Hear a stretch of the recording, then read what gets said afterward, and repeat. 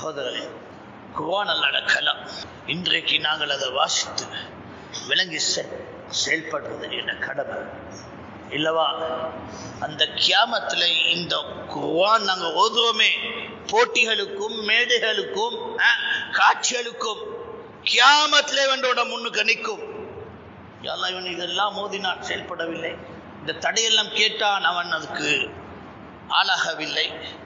இந்த ஏவல் எல்லாம் ஓதினான், செயல்படவில்லை. என்ற காரணமாக உனக்கு தண்டனை தந்து வரும். நீ ஓதின குர்ஆன் உனக்கு தண்டனைக்கு காரணம். குர்ஆன் லியுந்திர மன் கான ஹய்யன்.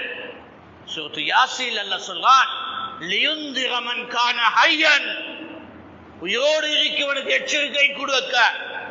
மௌத்தாவின மையத்துக்கு ஒரு நல்ல யாசீன்ல இருக்க லியுந்திர மன் கான ஹய்யன். உயிரோடு இருக்கவனுக்கு எச்சரிக்கை கொடு. அதே பேர் தெங்கோதுரான் மையத்துக்கு தான். குர்ஆன் ஒரு விளையாட்டா மாறிவிட்டது. போட்டிகளுக்கு, மேடைகளுக்கு, காட்சிகளுக்கு.